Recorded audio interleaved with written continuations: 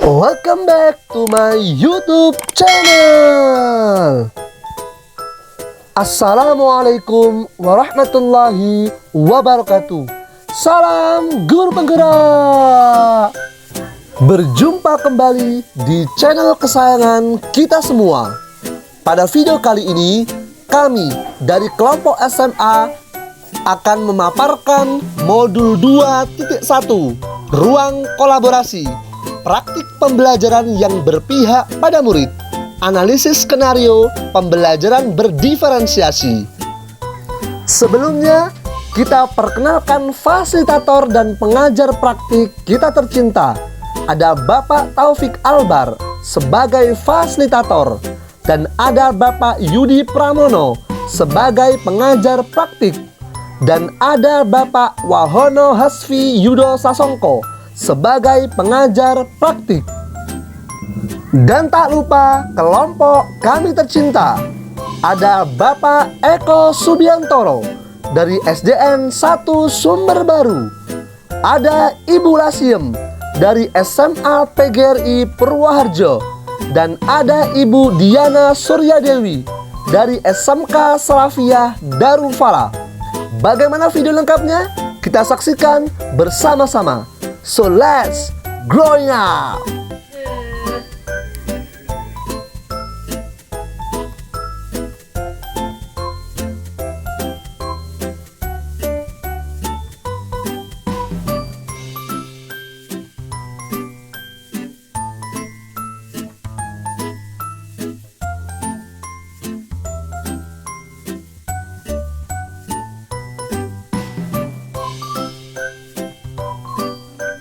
Soal yang pertama adalah, apakah kebutuhan belajar murid yang berusaha dipenuhi oleh guru tersebut, dan bagaimana cara guru tersebut menentukan kebutuhan belajar muridnya?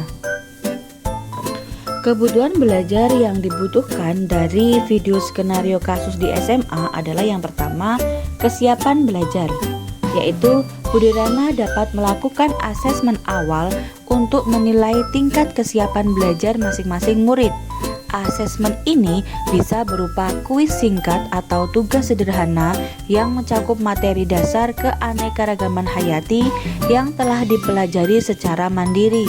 Berdasarkan hasil asesmen, Budi Rana dapat mengelompokkan murid menjadi 3 kelompok, yaitu tingkat lanjutan, tingkat menengah, dan tingkat awal. Tingkat lanjutan terdiri dari murid-murid yang sudah memiliki pemahaman yang baik tentang materi dasar dan siap untuk lebih mendalam. Kemudian tingkat menengah yaitu terdiri dari murid-murid yang memiliki pemahaman yang cukup, tetapi masih perlu dukungan tambahan dalam memahami beberapa konsep. Kemudian tingkat awal yaitu terdiri dari murid-murid yang membutuhkan lebih banyak bantuan dan penjelasan lebih lanjut untuk memahami materi dasar. Kebutuhan yang kedua adalah minat belajar. Budi Rana dapat memberikan survei atau wawancara singkat kepada murid untuk mengetahui minat belajar mereka terkait keanekaragaman hayati. Berdasarkan minat belajar ini, Budi Rana dapat mengelompokkan murid-murid menjadi kelompok-kelompok sebagai berikut. Yang pertama adalah murid-murid yang sangat tertarik akan minatnya, bakatnya, hobinya dengan videografi. Kemudian yang kedua adalah murid-murid yang sangat tertarik akan minat, bakat, hobinya dengan hal-hal yang terkait dengan infografis. Yang ketiga yaitu terdiri dari murid-murid yang sangat tertarik akan minat, bakat, hobi dengan blogging. Dan yang terakhir adalah murid-murid yang sangat tertarik minatnya, bakat, atau hobinya dengan musik komposer. Kebutuhan yang ketiga yaitu profil belajar. Budi Rana juga dapat mengamati profil belajar masing-masing murid selama proses pembelajaran. Profil belajar mencakup preferensi belajar dan gaya belajar. Berdasarkan profil belajar, Budi Rana dapat membentuk kelompok-kelompok yang berbeda seperti kelompok visual, yaitu Budi Rana menyediakan sumber belajar berupa artikel dari koran. Kemudian kelompok auditori, yaitu Budi Rana menyediakan sumber belajar berupa video-video dari Kehati dan WWF. Bagaimana cara guru tersebut menentukan kebutuhan belajar murid? Yaitu dengan cara yang pertama, survei awal. Sebelum memulai pembelajaran, Bude Rana dapat melakukan survei atau kuesioner kepada murid-muridnya untuk mengidentifikasi kesiapan mereka dalam mempelajari materi keanekaragaman hayati, minat belajar mereka terhadap topik tersebut, dan cara belajar yang lebih efektif bagi mereka. Kemudian, lakukan pengamatan. Bude Rana dapat mengamati tingkat kesiapan belajar dan minat belajar mereka dari interaksi, partisipasi aktif, serta kemampuan mereka dalam menjawab pertanyaan atau tugas. Kemudian, hasil analisis. Bude Rana dapat mengidentifikasi tingkat pemahaman dan kesiapan belajar masing-masing murid. Hal ini dapat membantu dalam menyesuaikan pendekatan pembelajaran selanjutnya. Pengamatan profil belajar. Bude Rana dapat mengamati gaya belajar dan preferensi belajar setiap murid. Apakah lebih suka belajar melalui visual, auditif, kinestetik, atau kombinasi dari ketiganya. Dengan memahami profil belajar murid, Bude Rana dapat menyajikan materi pembelajaran dengan cara yang lebih sesuai bagi setiap murid. Wawancara. Jika memungkinkan, Bude Rana dapat melakukan wawancara atau diskusi individu dengan murid-murid untuk mendapatkan pemahaman lebih mendalam tentang kesiapan belajar, minat belajar, dan profil belajar mereka. Soal yang kedua yaitu strategi pembelajaran berdiferensiasi apa yang digunakan? Strategi pembelajaran yang digunakan oleh Bude Rana adalah diferensiasi konten, diferensiasi proses, dan diferensiasi produk. Diferensiasi konten memberikan sumber belajar sesuai kebutuhan murid seperti sesuai profil belajar murid, yaitu visual dan auditori. Visual, Bude Rana menyediakan artikel dari koran yang berisikan gambar-gambar dan informasi penting. Auditori, Bude Rana menyediakan video-video dari Kelana dan WWF dan Greenpeace. Diferensiasi proses memberikan sumber belajar sesuai kebutuhan murid seperti sesuai kesiapan belajar murid. Yang pertama, belum mampu, yaitu menyediakan slot waktu tertentu untuk bertemu murid yang masih membutuhkan bantuan.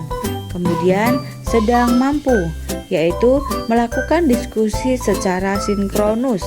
Dan yang terakhir yaitu sudah mampu, memberikan tugas membuat paket info yang beragam. Diferensiasi produk memberikan sumber belajar sesuai kebutuhan murid seperti sesuai minat belajar murid.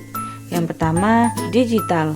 Murid menunjukkan hasil pemahamannya melalui videografi, infografis, poster digital, dan lain-lain. Kemudian, menulis. Murid menunjukkan hasil pemahamannya melalui karya tulisan. Yang ketiga yaitu sesuai minatnya dari menggambar. Ditunjukkan dari murid menunjukkan hasil pemahamannya melalui karya tulisan poster.